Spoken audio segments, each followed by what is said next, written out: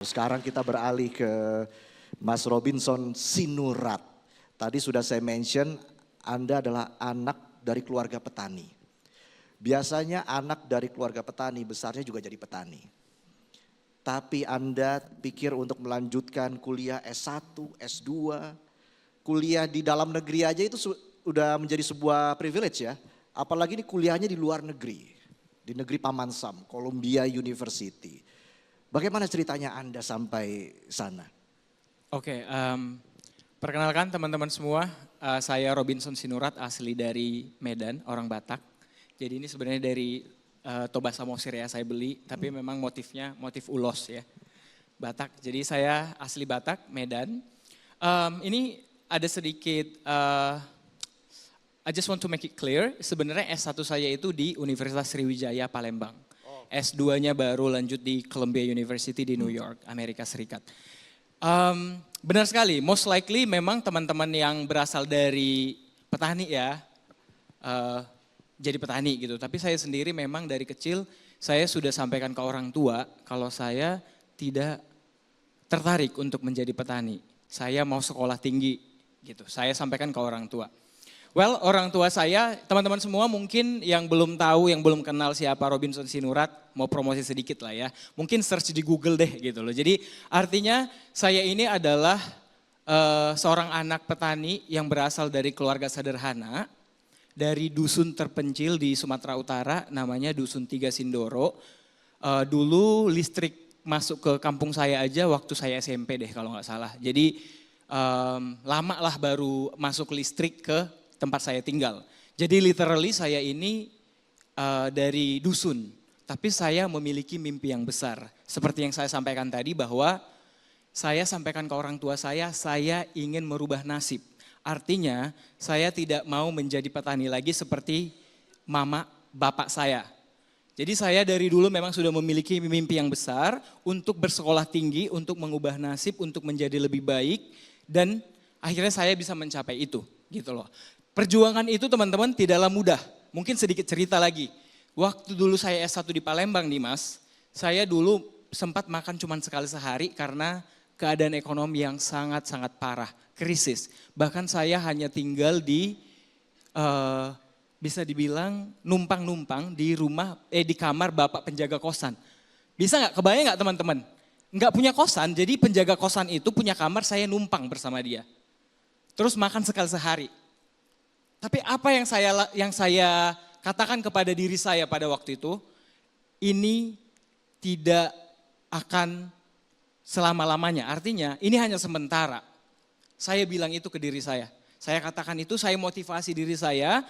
Semoga suatu saat nanti saya bisa mengencourage teman-teman yang lain untuk memiliki mimpi yang besar dan tetap berjuang. Dan ini saya berada di posisi sekarang ini, saya bersyukur sekali. Saya diundang, saya bisa sharing ke teman-teman semua tentang pengalaman hidup saya yang begitu susah. Hingga saya bisa mendapatkan beasiswa 100% di Columbia University. Wow. Ya, another challenge. Dulu saya tidak, tentu dong ya makan aja sulit. Boro-boro belajar bahasa Inggris, les bahasa Inggris nggak ada tuh. Jadi dulu makan aja sulit. Cuman sekali sehari numpang di tempat bapak kosan, penjaga kosan. Saya belajar otodidak selama 1 tahun di tahun 2015, jadi udah lama ya.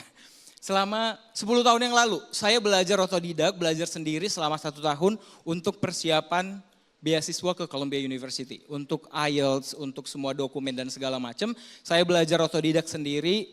Dan puji Tuhan saya lolos beasiswa dan berangkat 2016 ke Amerika Serikat, menempuh pendidikan di Columbia University, dapat gelar master.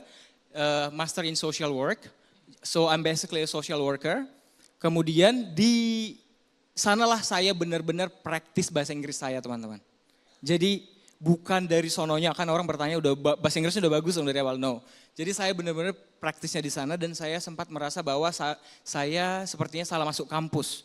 Karena berat banget Mas, berat banget teman-teman. Saya pikir, lah ini bahasa Inggris aja belum benar, masuk ke Columbia University, saya hanya tidur sejam sampai 2 jam. Selama 1 semester. Di semester pertama saya menangis, tidur sejam 2 jam, tapi I survived. Ya, saya wisuda dan Di semester terakhir saya mengambil yang namanya NGO Management, kelas NGO. Disitulah saya menginisiasi, saya harus doing something untuk Indonesia, untuk teman-teman di Indonesia, untuk para pemuda Indonesia, untuk berani bermimpi.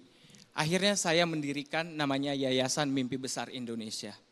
Yang berharap yayasan ini bisa membantu teman-teman pemuda-pemuda di Indonesia untuk berjuang untuk meraih mimpi-mimpi besarnya. Keren. Artinya motivasi itu bisa dibangun dari diri sendiri. Karena kan tadi dari cerita Anda, sepertinya orang tua juga cukup keberatan ya. Merasa berat untuk menyekolahkan Anda hingga akhirnya Anda bisa meraih gelar S2. Motivasi datang dari diri sendiri itu kan bagaimana membangun motivasi tersebut? Apa yang menjadi api di dalam diri Anda untuk bisa terus berjuang meraih mimpi Anda? Sedikit cerita mengenai motivasi diri, seperti yang saya sampaikan, saya tidak mau seperti orang tua saya. Bukan berarti mengatakan bahwa petani itu pekerjaan yang tidak baik, bukan. Tapi saya ingin lebih baik dari orang tua saya. Jadi teman-teman, dulu saya masuk Universitas Sriwijaya itu juga karena tantangan dari orang tua. Orang tua saya bilang kalau kamu nggak masuk perguruan tinggi negeri, kamu tidak bisa kuliah karena kita tidak punya uang. Itu yang pertama. Jadi dulu teman-teman saya S1-nya fisika. Wah, ini berat banget ya. Kuliahnya aja sulit banget. S1-nya fisika. S1 fisika. Nah, yang memotivasi saya untuk lanjut S2 di social work adalah karena saya pikir bahwa saya kerja di non-profit setelah lulus dari S1. Saya aktif di kegiatan sosial selama kuliah di Palembang, sering ikut kompetisi dan akhirnya bisa mendapatkan kesempatan untuk konferensi ke luar negeri dengan membawa isu sosial yang ada gitu dengan proyek sosial yang saya punya. Pada waktu itu ketika saya terjun ke lapangan, banyak nih orang-orang komunitas atau masyarakat yang bertanya kepada saya, lah Mas S1 kenapa sekarang jadi ngurusin proyek sosial seperti ini? Itu sebenarnya yang paling kena ke hati saya, oh iya juga sih, itu kenapa? Nah pada waktu itu saya berpikir oke, saya harus mengambil master di bidang sosial.